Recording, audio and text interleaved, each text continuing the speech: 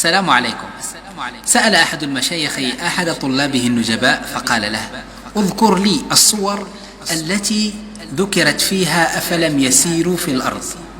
فسكت الطالب قليلا ثم قال له: غفر الله للحاج محمد يوسف، أي سورة غافر وسورة الحج، سورة محمد وسورة يوسف.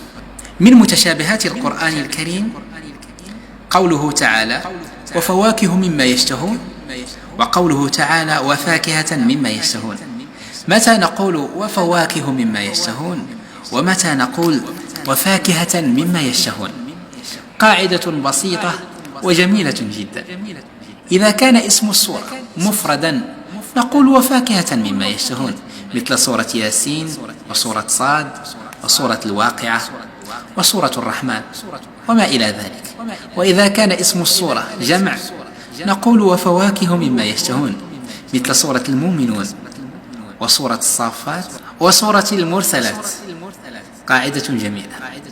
ومما يختلط علينا من متشابهات القرآن الكريم قوله تعالى: يسبح لله، وقوله سبح لله أو سبح من بداية السور.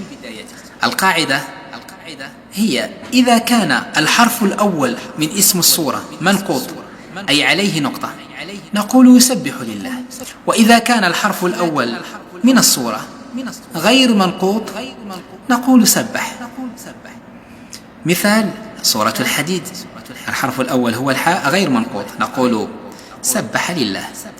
ومثال آخر: سورة التغابن حرف التاء منقوط نقول يسبح لله. إذا تدبرنا القرآن الكريم في قراءاتنا نفهم معانيه.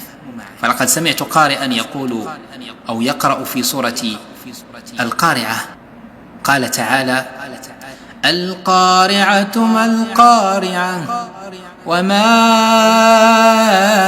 أدراك ما القارعة القارعة يوم يكون الناس كالفراش المبثوث. صدق الله العظيم. ففهمت من قراءته أن القارعة يوم يكون الناس كالفراش المبثوث. على قدر الهدف يكون الانطلاق. ففي طلب الرزق قال تعالى: فامشوا في مناكبها.